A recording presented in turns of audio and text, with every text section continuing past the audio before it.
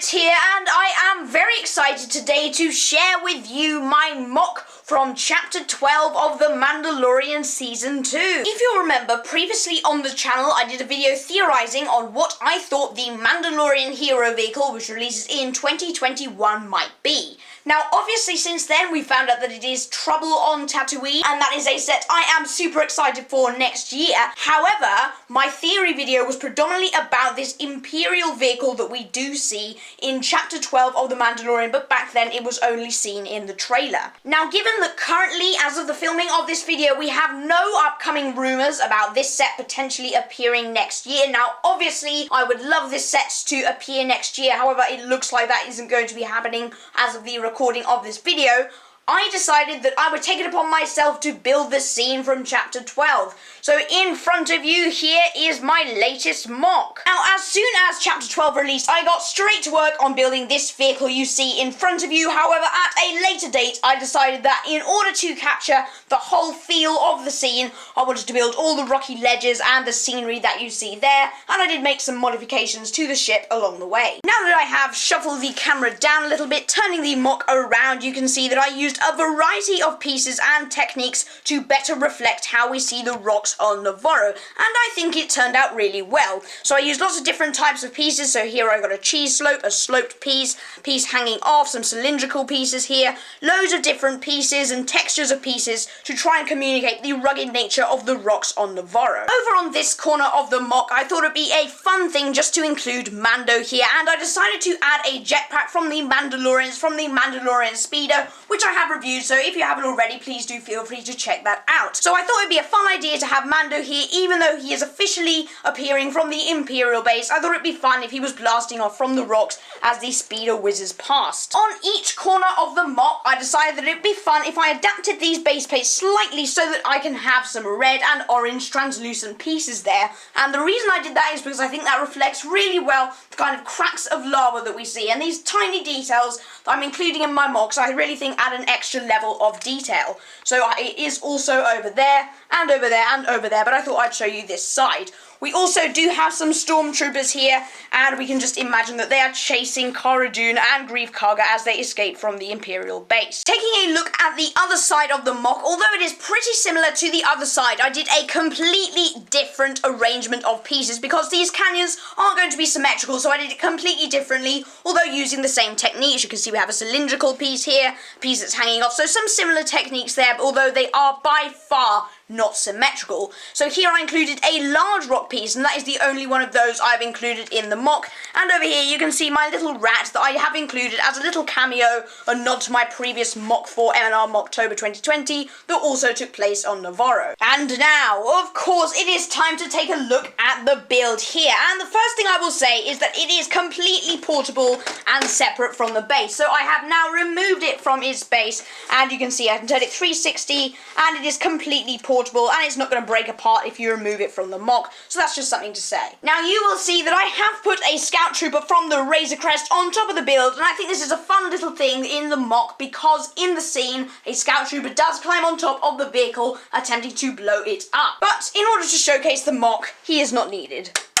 At the front of the mock, you can see that I included these 3 transparent 2x2 bricks, and I think this works really well for the 3 windows at the front of the vehicle that we do see in The Mandalorian Season 2. I used these 2 texture pieces, which I think works really well too. Now, on both sides of the build, you can see that we do have this really bulgy area here, and I tried my best to really recreate that from The Mandalorian Season 2. We have this awesome shot of this vehicle in The Mandalorian, which looks absolutely fantastic, and you can really see how this bulges out. Here's the back of the ship, just in case you were interested, but it really bulges out, and I used these slope pieces here to achieve that. Tiled it off so it looks really slick, and tiled it off there. So overall it looks really, really slick, and I'm pretty proud of that design.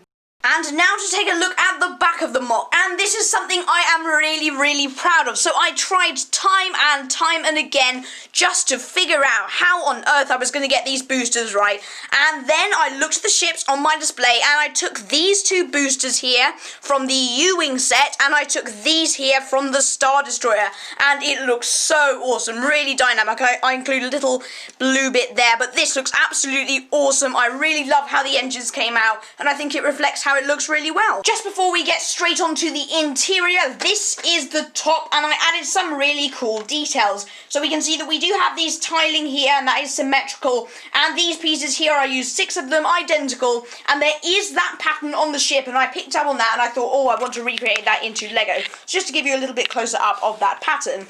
Now, turning it around, I did have this turret here, which you can see turns 360 degrees wide. I thought about doing a play feature type thing, but I think this looks more accurate and more dynamic as well. And we do have these smaller turrets which I used with these dish pieces, and that is symmetrical on both sides. For play features, for kids playing with this, stud shooters. And I did experiment with the scale of this build quite a bit, and I decided that the best thing was to stick with this scale, which is slightly, ever so slightly smaller than we do see it in The Mandalorian. If Lego were to release this as a set, I would expect it to be more expensive than this would be if this build were released as a set, and slightly longer. Something else to be here as well. Boosters might have a slightly different design, but overall I did experiment with the scale, and I think this is the one that works best. To get to the interior is pretty easy. All you do, you pull on the turret and it comes off very, very easily. So inside I have included some really neat details. For instance, over here we have this lever that Grief Karga sits at the back, and we can imagine that this controls this panel here, which goes round and round and round, that controls the turret.